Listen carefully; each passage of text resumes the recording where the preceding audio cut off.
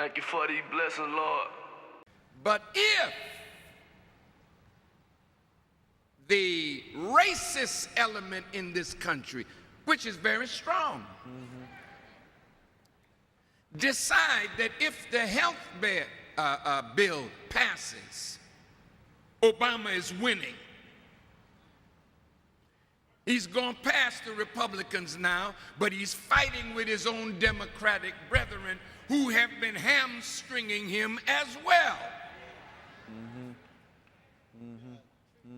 He's walking a very tight rope with no safety net under it. Now, if the media mistakes our loving critique, admonition, rebuke, and exhortation to our brother, Tell it, minister. and then say that we hate him, and then use this as a stamp of approval on a death warrant for our brother, then none of us will ever be able to stand in front of our people again if they believe that we join this conversation as haters of our brother. So we want to make that very clear. Love. Very clear. Now, last point I'm making. The last point. If you don't like our brother, vote him out. We can bear to lose an election, but we cannot bear to make Michelle and her children fatherless and husbandless, as we saw with Dr. Martin Luther King Jr. And I'm warning you, America,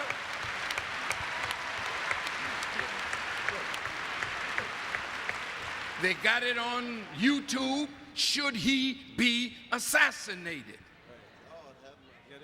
That's right. It's on And YouTube. nobody's jumping on the preacher who's praying that God kills him. Right. See, this is real in America when you disturb the powers that run things. I'll close with this. Our brother was selected before he was elected. Wait a minute. Now, all of you know something about kingmakers. When people in back rooms come to somebody who's popular, somebody who's intelligent, that don't speak with a Negro dialect,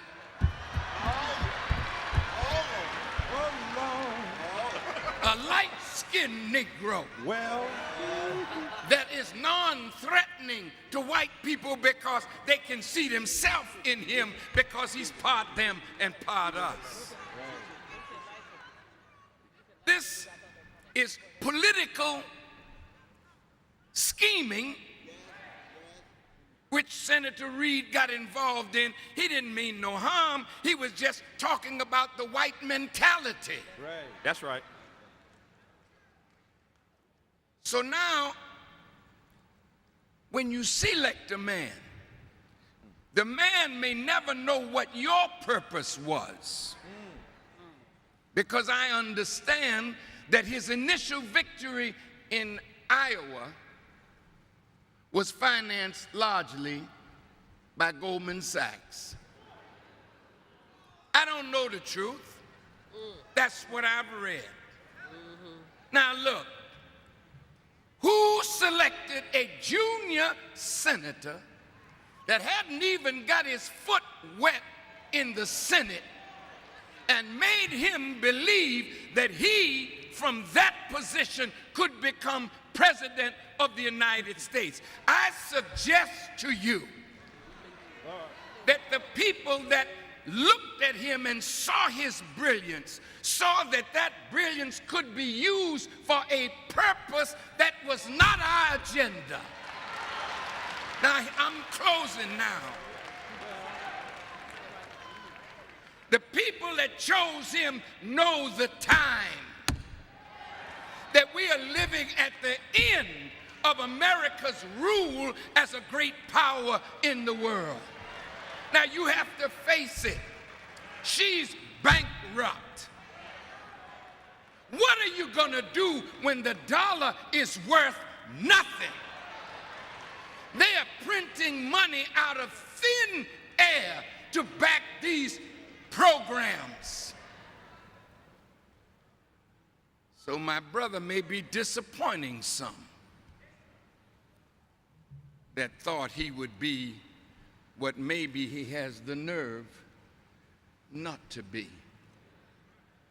So I say to all of you in this room and all who are watching by television, we need to pray for our brother and his family and warn America, leave that brother alone.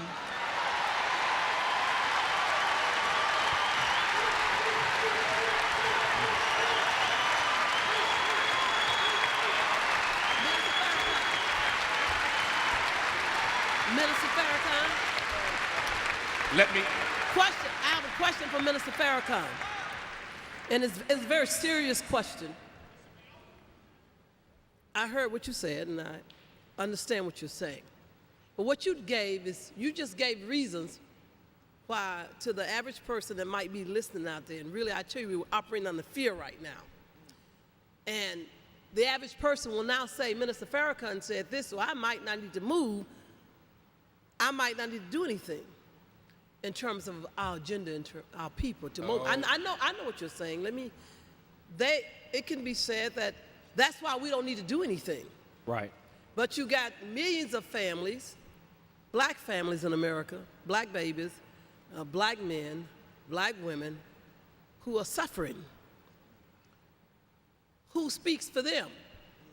Nobody in America right now speaks for black people, whether they're elected, anointed, or appointed. Whenever they mention black people, they say minority, or they say women, Hispanic, black people. The Latino community, Hispanic is really, first of all, not a race, it's a culture. And so they come together around common cause to get something. We work with Latino, we didn't work with Hispanic, we work with the Latino, which is a whole different thing. So you have Gutierrez who have no problems talking about the Latino community. You have your white Tea Party, you have Lipinski, all the rest of them talking about the white community. You have labor, and I know a lot of folks with labor in here, pushing bills, but at the same time they won't allow black folks to get in the unions. You have them saying, bring us the shovel-ready projects, and you drive down the Dan Ryan or drive down 47th Street or 55th Street, don't see no black folks working. So we have to, and I guess I'm just free. Dr. King gave his life. Dr. King said, if you're not ready to die, don't go to war. Say that again. If you're not ready to die, don't go to war. Wear your cemetery suit, because there's going to be some casualty. Not that I want our president. I'm saying that in our community right now, there is no other community in this country that's suffering more than us. You said America's coming to its end, and I'm going to end this tab, I don't want to tell him. I'm going to jump in, yeah. I'm going to say, but with us, those of us who are descendants of enslaved Africans in America, we have no currency in no country. We have a continent, but we have no currency in country, which means that we have a right to the resources because of all the things that you said that we've done. So that's my concern right now. Let me jump in. I'm going to let you respond. But you understand what I'm saying? I got what you're saying, number one. Number two, I'm going to turn that into a very short question for the brother minister to hone in on the point you're making. Before I do that, I want to go to Minister Farrakhan.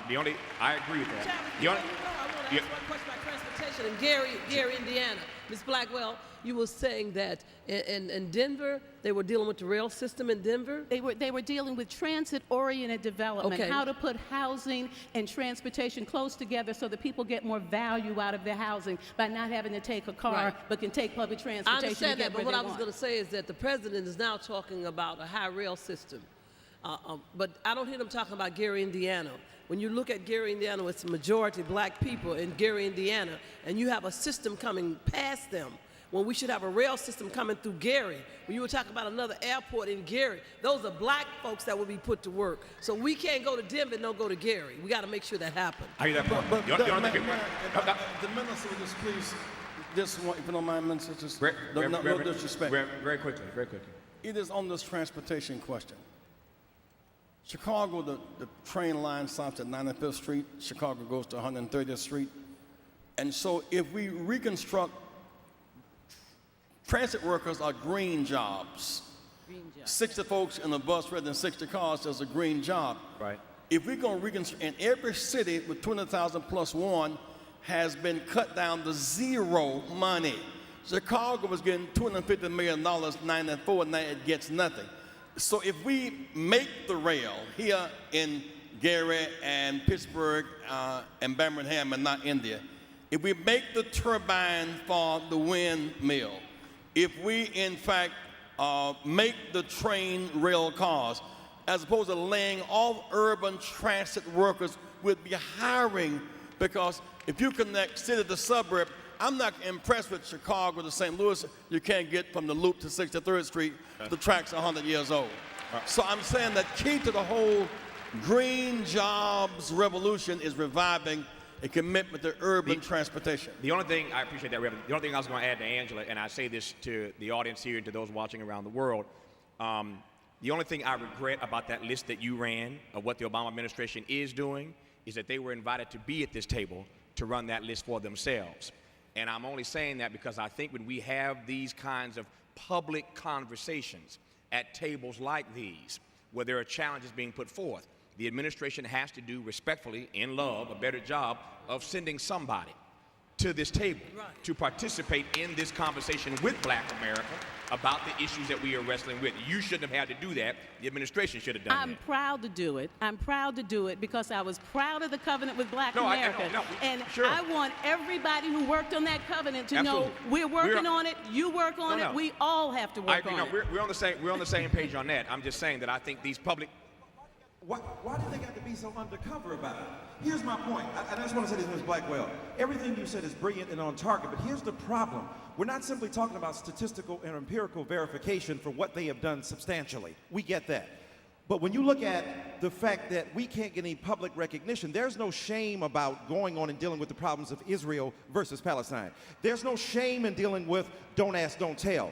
There's no shame in dealing with the results of the competition between South versus North.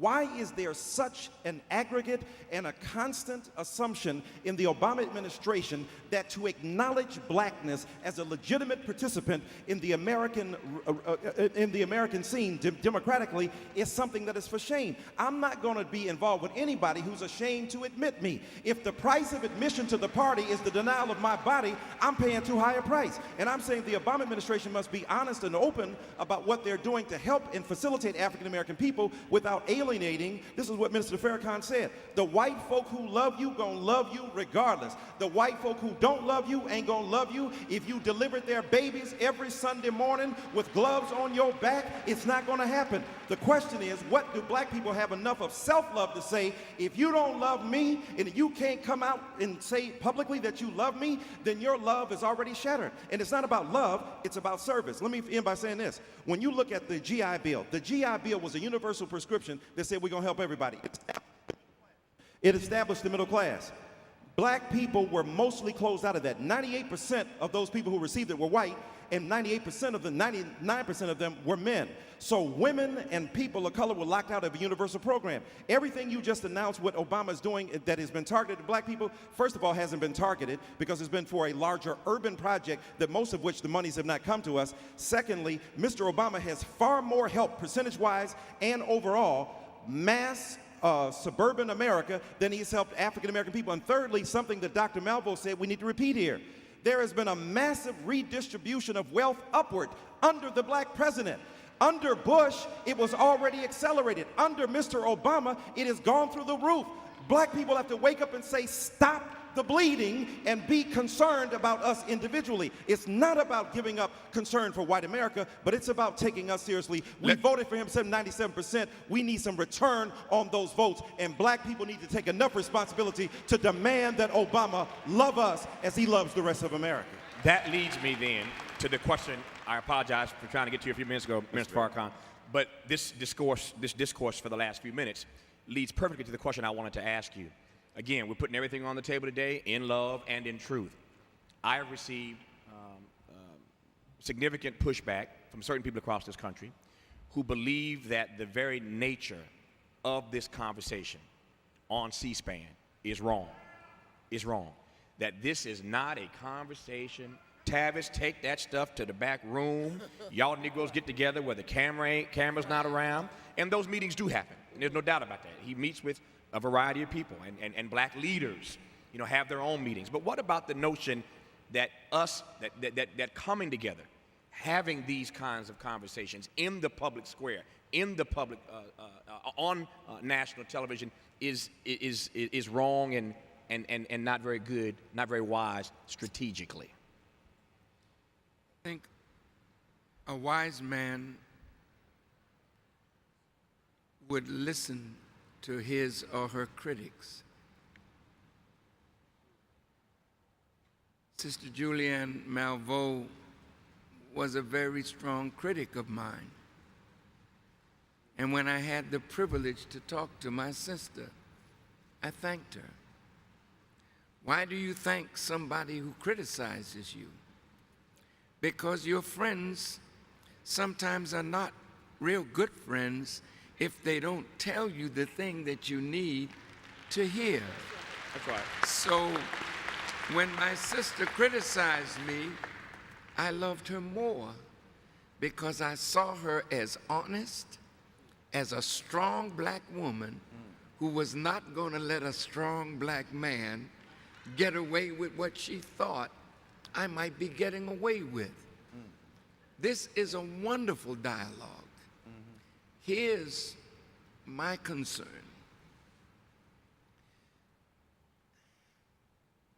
You know, in the barber shop and in the beauty parlor, we say a lot of things.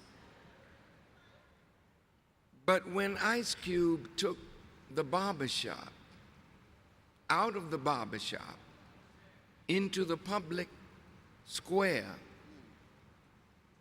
and then words were spoken about Dr. King and Rosa Parks and Reverend Jackson. See, I said to my brother, I said, brother, you have to remember that this is a movie that will live long after we are gone. And to say what was said about Dr. King, maybe 50 years from now, that movie will be brought up and they'll say, this is what these black people thought of Dr. King, and reverse the holiday.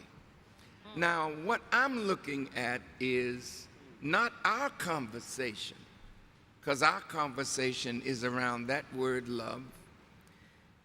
We love our brother, and even if we have some disappointment or some dissatisfaction, I was always hoping that what was said would be without any vitriol. Because vitriol poisons the communication. Nobody at this table spoke with vitriol, but spoke with passion. I'm so glad that Reverend Jackson helps us historically situate what the black agenda has meant to this country. And I love his clear and concise statement that the black agenda is winning in America. The black agenda has always been good for America, and it's still, in 2010, winning for America.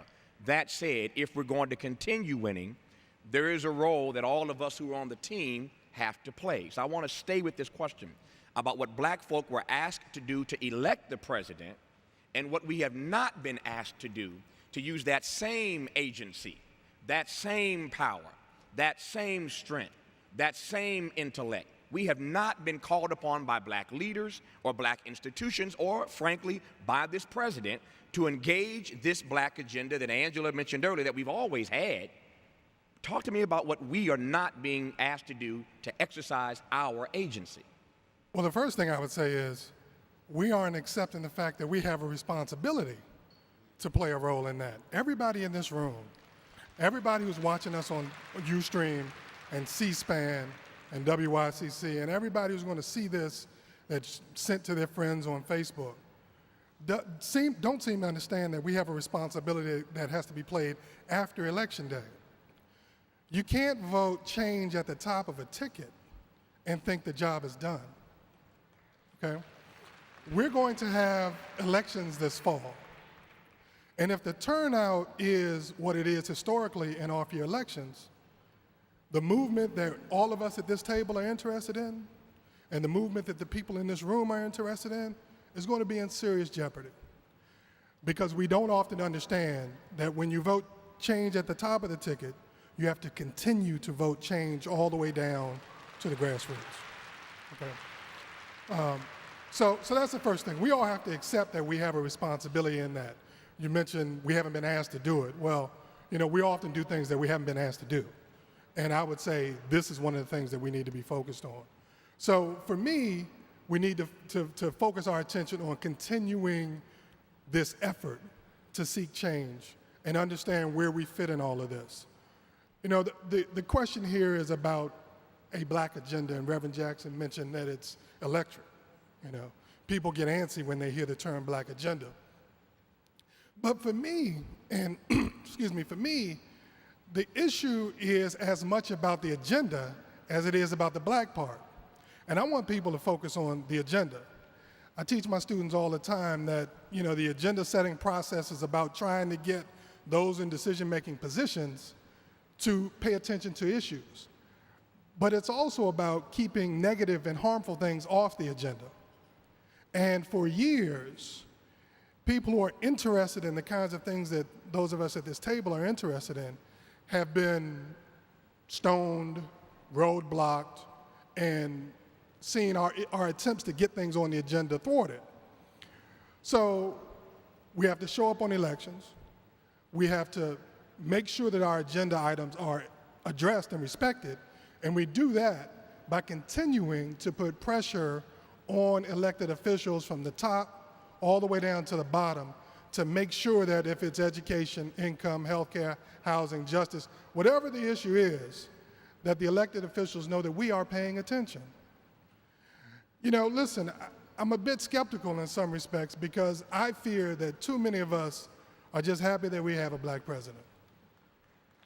You know, I mean, let's be real for a second. I'm not sure that a lot of us are prepared to ask this president and this Congress to do what we as American citizens, and by the way, we are American citizens, have a right to petition the government to do. And let me just put this in some additional context. From my perspective, special problems require special solutions.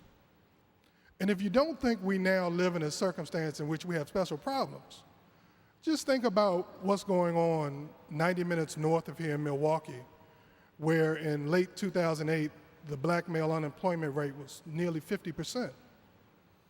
In my city, Washington, D.C., a city which has done reasonably well in this overall economic recession, the black male unemployment rate between ages of 16 and 24 is 35%. Now, I'm sure that numbers exist like that in all of the major cities in this country in which black and brown people live. That strikes me as a special problem. When Wall Street stood up and said, we have a special problem, we fell over ourselves to give them billions and billions of dollars. And we're still paying, by the way. And so if Wall Street can identify a special problem that needs to be resolved, then why can't we? That raises, though, as always, Michael Fontre sets me up nicely to go to one of the nation's leading economists and the president of Bennett College for Women. Please welcome Dr. Julianne Malveaux. The question is this: if special problems demand special attention, if disproportionate pain requires a disproportionate response, then why not focus with a laser on the economic challenges that Black America is facing? As we all know, again, in love, but in truth, at the center of the table, I didn't say it, but he said it a number of times, when asked this very question that Michael Fontroy has raised. President Obama's been asked this question a few times in press conferences about Black unemployment. His answer has been consistent, that a rising tide will lift all boats, number one. And number two, we're going to have to get whatever we get out of the stimulus. Those have been his two answers. Somebody rescue me if I'm wrong, but those have been his two answers. A rising tide will lift all boats, number one, and stimulus, number two. How's that answer working for Black folk?